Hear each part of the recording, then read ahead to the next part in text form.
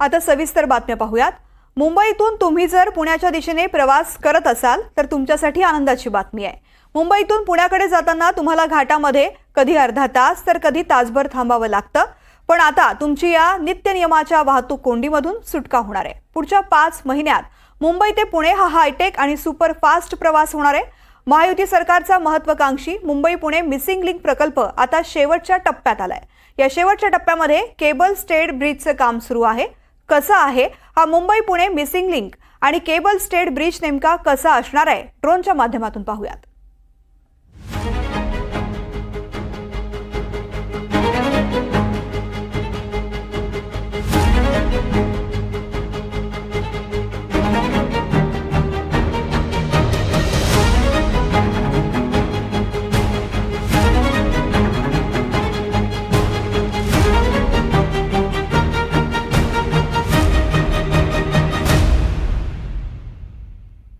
नमस्कार, एनडीटीव्ही मराठीमध्ये आपल्या सगळ्यांचं स्वागत। मी देवेंद्र कोलटकर। सध्या महाराष्ट्रात विकासाचे विविध प्रकल्प सुरू आहेत आणि यातीलच एक महत्त्वाकांक्षी आणि बहुचर्चित प्रकल्प म्हणून मुंबई पुणे एक्सप्रेसवे मार्गावरील मिसिंग लिंक प्रोजेक्ट ओळखला जातो। सध्या या प्रकल्पाचं काम अंतिम टप्प्यात आहे, त्यामुळे हा प्रकल्प नेमका काय आहे, या प्रकल्पाची वैशिष्ट्ये काय आहेत आणि याचा कसा फायदा होणार आहे हे आज आपण जाणून घेणार आहोत।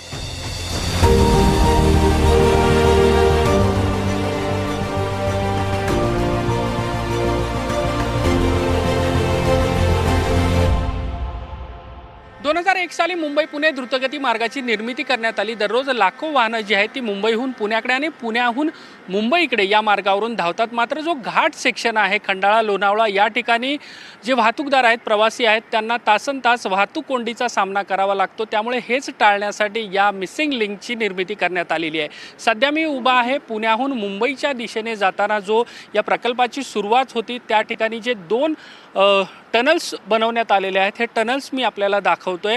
या टनल्सचं काम जे आहे ते देखील अंतिम टप्प्यात आहे। या प्रकल्पाचंच काम जवळपास पूर्णत्वास आलेलं आहे आणि कशा पद्धतीने हे टनल्स बनवण्यात आलेले आहेत याची दृश्य जी आहे ती मी सध्या आपल्याला दाखवतोय। मुंबई पुणे जो द्रुतगती मार्ग आहे याच्या मधोमध हे 2 टनल्स जे आहेत ते खणण्यात आलेले आहेत आणि याचं काम देखील आता जवळपास पूर्ण झालेलं आपल्याला पाहायला मिळतंय।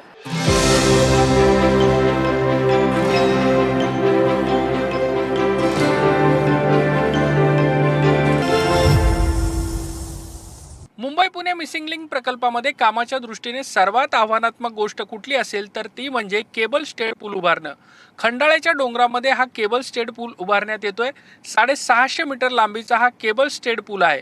या पुलामुळे 2 समांतर बोगदे जोडण्यात येणार आहेत। मात्र इथल्या भौगोलिक परिस्थितीमुळे हे काम करणे आव्हानात्मक आहे। महत्त्वाचं म्हणजे खोल दरीमध्ये हा पूल उभारण्यात येतोय आणि यासाठी आंतरराष्ट्रीय तंत्रज्ञानाचा वापर देखील केला जातोय। जमिनी स्तरापासून आपण बघितलं तर रस्त्यापर्यंत या पुलाचं अंतर 100 मीटर इतका आहे, तर वरचा भाग हा 81 मीटर इतका आहे। डोंगराळ दरीचा भाग असल्यामुळे या ठिकाणी या पुलाच्या उभारणीसाठी लागणारं मटेरियल आणि इतर तांत्रिक गोष्टी आणणे देखील कठीण काम आहे। मात्र या सगळ्या अडथळ्यांना पार करत आपण बघतोय की हा पूल जवळपास उभा राहिलेला आहे आणि येत्या काही दिवसात या पुलाचे काम जे आहे ते पूर्णत्वास जाणार आहे। आणखी एक महत्त्वाची गोष्ट म्हणजे लोणावळा खंडाळा हा भाग पावसाळ्यात नयनरम्य असतोच, त्यामुळे हा पूल तयार झाल्यानंतर यावरून प्रवास करणे हे प्रवाशांसाठी आनंददायी असणार आहे।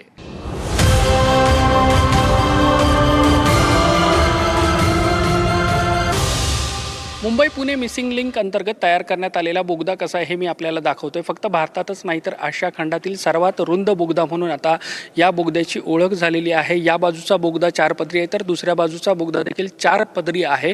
कंट्रोल ब्लास्ट पद्धतीने काळा पाषाण फोडून हा सबंध बोगदा जो आहे तो तयार करण्यात आलेला आहे। आणि महत्त्वाचं म्हणजे मी आता ज्या ठिकाणी उभा आहे त्याच्यावर लोणावळा तलाव आहे। लोणावळा तलावाच्या तळाशी 180 मीटर खोल खाली काही भाग जो आहे तो या बोगद्याचा करण्यात आलेला आहे। शिवाय बोगदा कसा आहे हे आपण बघू शकता। एअर व्हेंटिलेशनची सगळी उपाययोजना जी आहे ती या ठिकाणी करण्यात आलेली आहे। शिवाय कुठल्याही पद्धतीची जर आपत्कालीन परिस्थिती निर्माण झाली, आग लागली तर त्यासाठी आपण बघू शकतो की हे फायर पाईप्स जे आहेत ते हाय प्रेशर ते देखील या ठिकाणी तयार करण्यात आली आहेत। त्याशिवाय जर कुठल्याही पद्धतीची इमर्जन्सी सिच्युएशन तयार झाली तर आपण बघतो की या ठिकाणी हे पुशअप बटन आहे। हे पुशअप बटन जे प्रवासी असतील त्यांनी बोटांनी दाबल्यानंतर जो कंट्रोल रूम आहे तिथे मेसेज जाणार आणि याच ठिकाणी मदतीसाठी त्यांना जी उपाययोजना करण्यात आलेली आहे, जे कर्मचारी आहेत ते दाखल होणार. ठराविक अंतरावरती अशा पद्धतीचे पुशअप बटन्स जे आहेत ते बनवण्यात आलेले आहेत.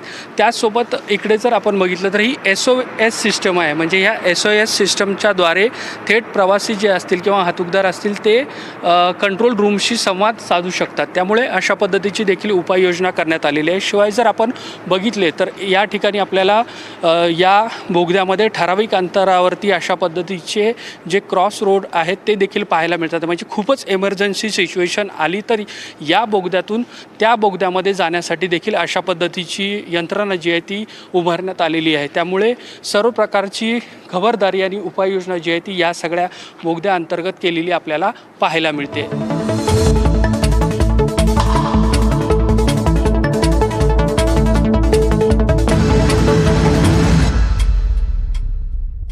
केबल स्टेड पुलामुळे जो बोगदा जोडला गेला आहे त्या बोगद्याच्या मुंबई दिशेच्या बाजूला मी उभा आहे.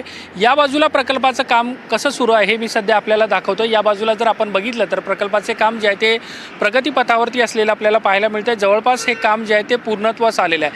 त्याचसोबत या प्रकल्पाअंतर्गत खारापूर टोलपासून जे 6 लेन आहेत ते 8 लेन या प्रकल्पाच्या सुरुवातीपर्यंत करण्यात आलेलं आहे. त्यामुळे आपण जर बघितलं तर जुन्या रस्त्यावरून जी वाहनं आहेत ती लोणावळा असेल, पुणे असेल तिथपर्यंत जाऊ शकतात. मात्र जर नव्या या मिसिंग लिंक प्रकल्पाचा जर आपण उपयोग केला मुंबईच्या दिशेने पुण्याला जाण्यासाठी किंवा पुण्याच्या दिशेने मुंबईला जाण्यासाठी तर आपल्या वेळेची बचत होणार आहे. जवळपास अर्धा तासाचा वेळ जो आहे तो या प्रकल्पामुळे, नव्या प्रकल्पामुळे आपला वाचणार आहे. कारण घाटमाथ्यावरची जी वाहतूक कोंडी होती त्यातून आपल्याला बाहेर पडता येणार आहे. कारण जो 6 किलोमीटरचा टप्पा आहे तो आपला वाचणार आहे आणि यामुळे आपल्या वेळेची जी आहे ती बचत होणार आहे. त्यामुळे वेळेची तर एकीकडे बचत होत आहे, त्याचसोबत प्रदूषण कमी होणार आहे, इंधन जे आहे ते आपलं वाचणार आहे. त्यामुळे वेगवान प्रवास होण्याच्या दृष्टीने हा जो नवा मिसिंग लिंक प्रकल्प आहे तो महत्त्वाचा आहे. मुंबई आणि पुणे या दरम्यान सातत्याने जे प्रवास करतात आहे त्या प्रवासांच्या दृष्टीने आणि जी माहिती आपल्याला उपलब्ध होते त्यानुसार ऑगस्ट 2025पर्यंत हा प्रकल्प सुरू करण्याचे